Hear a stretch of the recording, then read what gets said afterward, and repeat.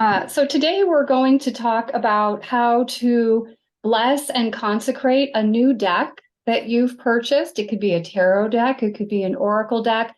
And the decks that we're going to be working with are the Elemental Goddess Tarot. This is the box that it comes in. So this is a tarot deck that I produced with artist Mariah Lander. It comes with a little guide booklet, and it's a 72 card standard tarot deck. And so your standard tarot deck has 72 cards. The first 22 are major arcana, and the other 56 are called minor arcana. And the deck is styled very much after the Rider-Waite-Smith deck, which is one of the most popular, most widely used decks throughout the world. And typically when people buy a tarot deck, they just open the box and take it out and shuffle the cards and hope for the best. And what I have found I've got over 150 decks, at least, over my collecting. I call it collecting, but it's really an addiction or an obsession. But I collect decks. And what I have found is that if I align the deck with me, with my energies, I get much more consistent readings. I get accurate readings. And we're calling in the highest and best good, and we're kicking out any energies that could have gotten into the deck that are maybe a lower frequency while it was being produced, printed, etc., whoever's hands it fell into before ours. So, and I also want to say tarot dates back. The earliest tarot decks were from Milan, Italy, around the 1300s. And we're seeing an overlap of the medieval times and the Renaissance times. During that time, there was a lot of change and a lot of liberation and a lot happening at that time. And we tend to see tarot rise up in society during times of great transition. So we saw this at the medieval times, Renaissance time. We saw it at in the 60s, the 1960s, with the hippie movement. Again, at the turn of the century, and again now, I know lots of executives, CEOs who keep a tarot deck in their desk drawer to help make important decisions. So when you first open your deck, right, what you want to do is you want to take it and you want to knock on it a few times. And knocking on it is just simply waking up the energies of the deck. And it's nice to start out with like sound healing, like a Tibetan singing bowl or a chime, even something from your phone that's nice, relaxing music.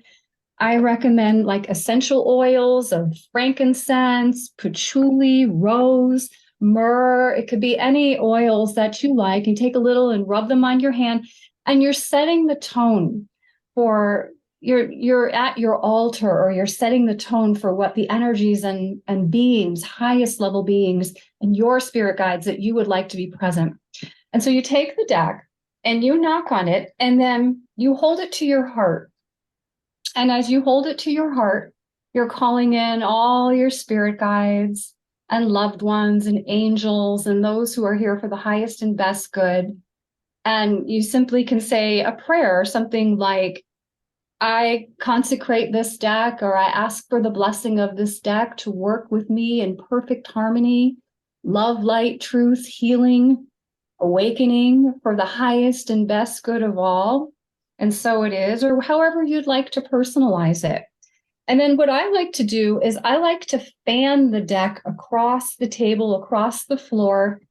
And a wonderful herb to consecrate new tools with is mugwort, which the Latin name Artemisia vulgaris. And so you take a little bit of mugwort and you sprinkle it across the cards.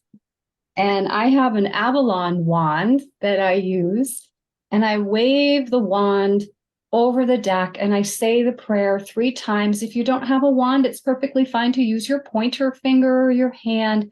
Spirit understands what you're saying.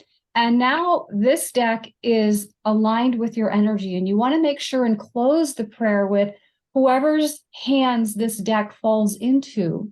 Once it leaves mine, that they have the wisdom and the humility to handle the power that comes from the gift of being able to read for other people for their highest and best good.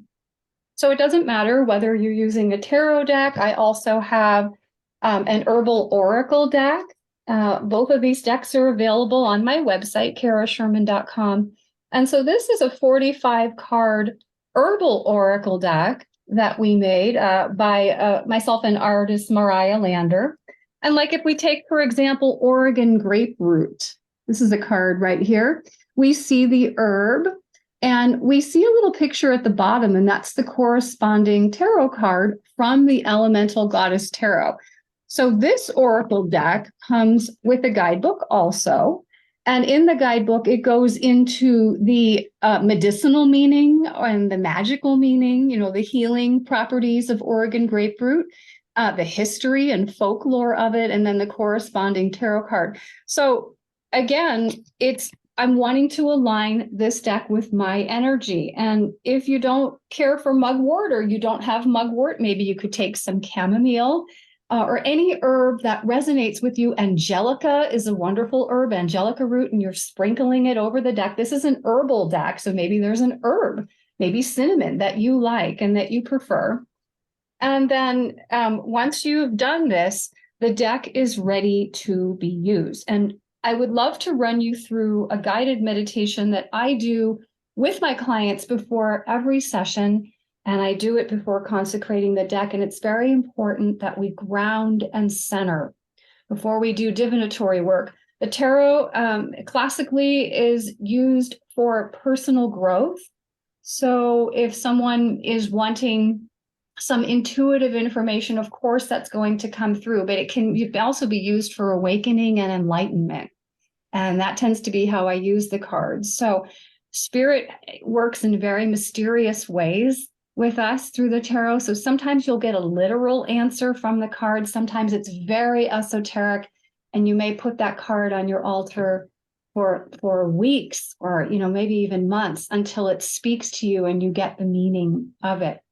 But when we ground and center, the way that I love doing it is you draw your awareness inward towards your breath and your heart center, and you become quiet inside. You leave all the thoughts of the day at the door, and you just bring your attention to your breath and to your heart, just continuing to come out of the mind and into the body. You're dropping into the body and feeling the weight of your body wherever you're sitting or lying down. And then you allow that awareness to drop to your root chakra at the base of the spine.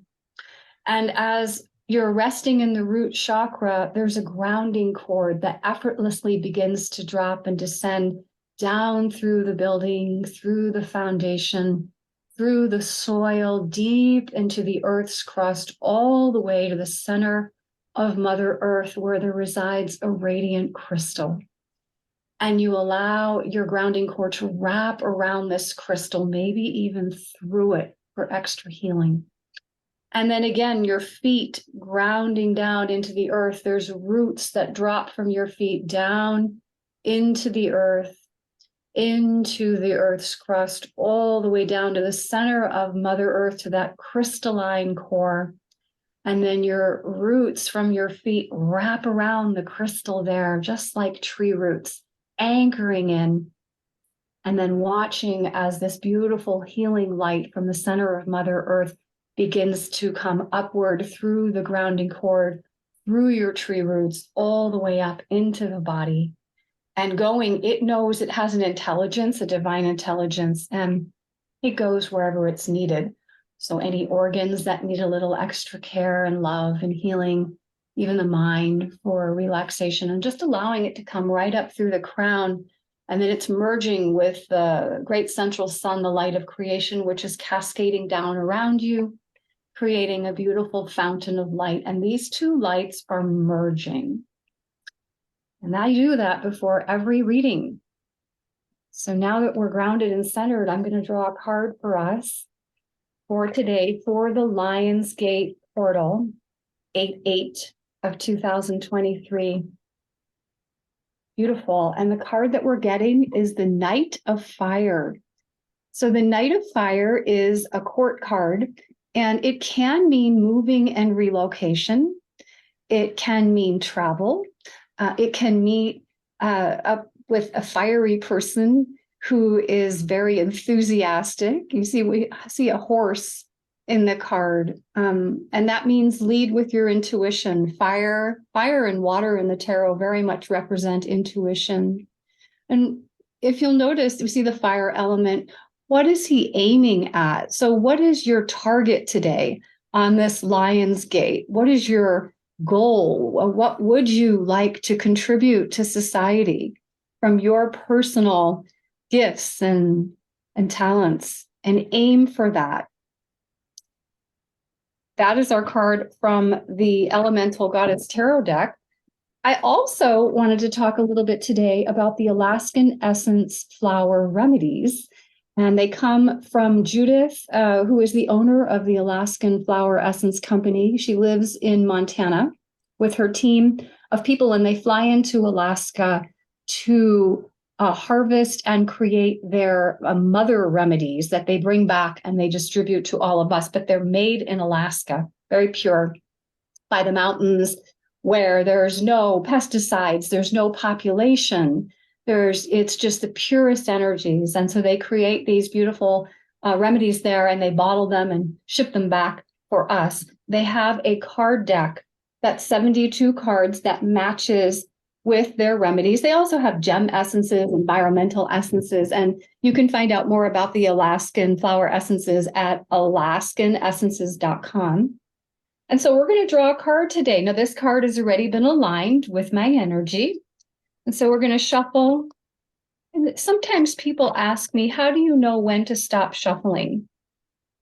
One of my teachers once said, if someone is supposed to get a particular card, every card in the deck becomes that card at that moment. So it's however you feel drawn to stop. So you may hear in your head, stop now. You may feel it. The deck becomes so heavy, you can't pick it up to shuffle again. That's when to deal from the top. And what are we getting? Wild rhubarb. And so I have some key words and meanings on the back of the card. Balance, flexibility, knowing, heart, receptivity, and resilience. My mind is in harmony with the intelligence of nature. When faced with difficulty, I lead with my heart. And this goes nicely with the Knight of Fire, because this man is sincere on this horse. And so what are you sincerely driven by? What is your heart's passion on this Lion's Gate? You have everything within you to make it happen. Remain balanced and centered and grounded.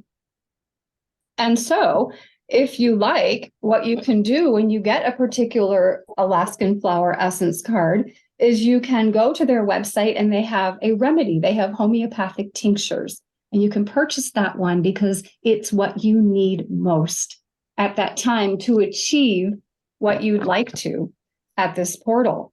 And if you're watching this at a later date, it does not matter, because the energies of this portal are alive and awake within this video for you to step through, right? You're stepping through the fire, walk through the fire of whatever challenge is up, right? You're being given this challenge as an initiation. And so that's it. I'd like to thank you for viewing. And if you would like to purchase either of these decks, and including the Secret Herbal Oracle, you can just visit my website, kairasherman.com, for more information. Thank you for having me here today.